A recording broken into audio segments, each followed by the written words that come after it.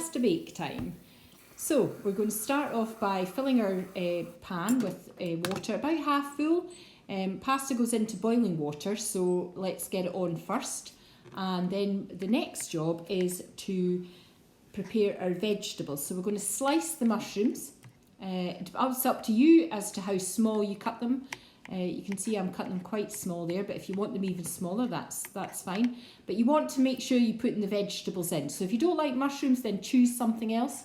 I'm using some red pepper here, so we're just cutting that into thin slices, a bit like when we did our stir fry, and then you're going to cut it across the way into cubes. Okay, we've got, we're going to measure out some margarine, so 25 grams of margarine, and we're going to put that in the small pan along with our vegetables, and we're going to saute. So remember, sauteing is lightly frying. It doesn't go brown, so if it starts to stick to the bottom or starts to go brown, then please turn it down. And we want to just start the cooking of those vegetables, and sauteing helps to bring out the flavour into the sauce for the tuna pasta bake. So you're going to saute for about 3 minutes. It depends really on the size of your vegetables, but about 3 minutes is a good time to start to bring out that flavour.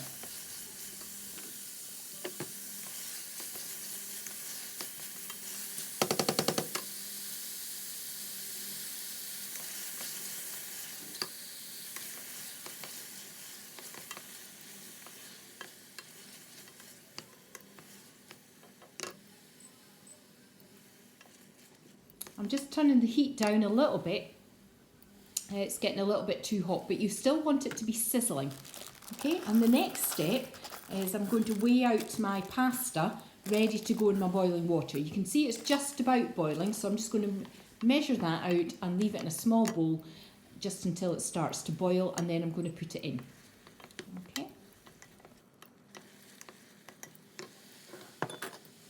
So the next ingredient we're going to measure out is our flour, and that ingredient is going to thicken the sauce, which is made of milk. So a sauce is made from margarine, flour and milk, and we did that when we did our macaroni cheese.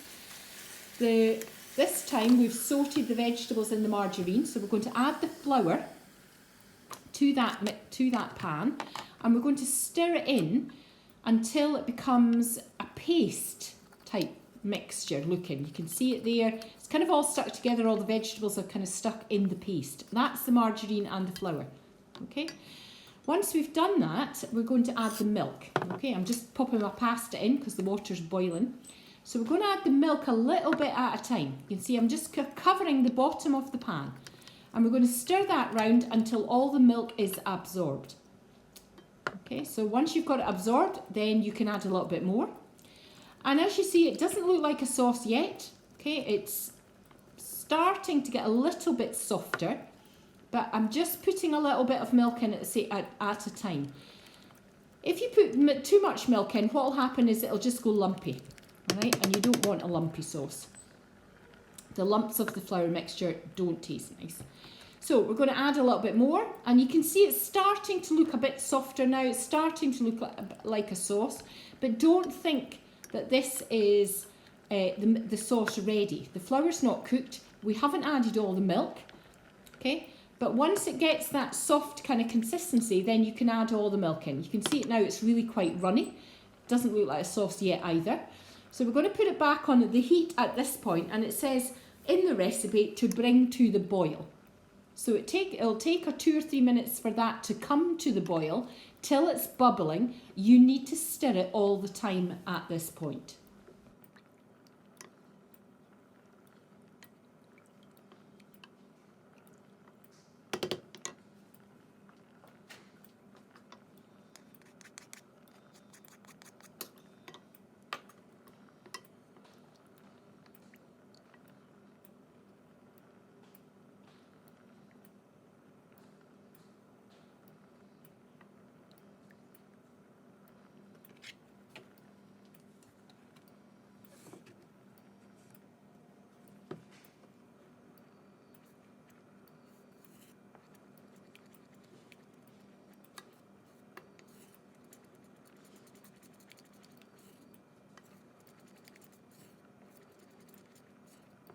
You can see it's starting to get a bit thicker now, and that means that the flour is starting to cook. And when the flour cooks, it will start to thicken. So you can see it bubbling. I'm just going to turn it down a little bit because it says in the recipe I've to cook for 1 minute, and I don't want to boil at that point. I just want to simmer. So remember, simmering is small bubbles and boiling is big bubbles. Okay, so you can see you can just see bubbles on the top, and it is starting to cook. You also need to check your pasta. So it takes about 10 minutes. I'm using wholemeal pasta today, and it takes a wee bit longer.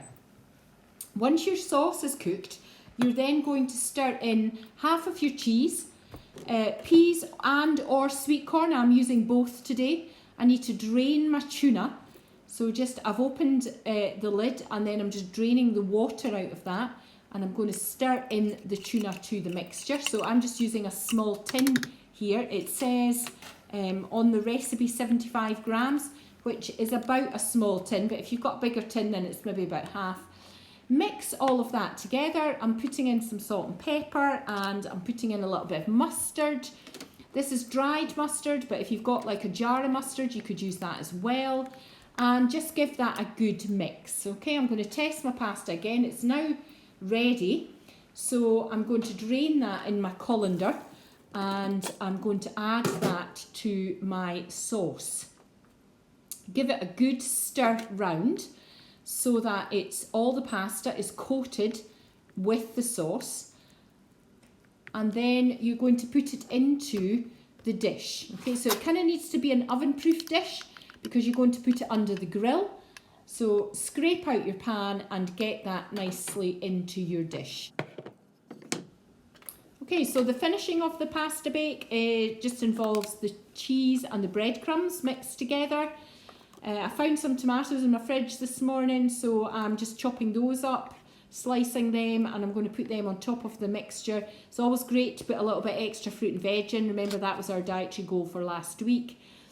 And I'm going to sprinkle my cheese and breadcrumbs on the top of that, and then I'm going to put it in the grill. Now, if you were wanting to do this for later, you could put it in the fridge and then you could reheat it in the oven. Okay, but today I'm putting it in the grill. You need to keep an eye on it, but you want it to be golden brown and crispy.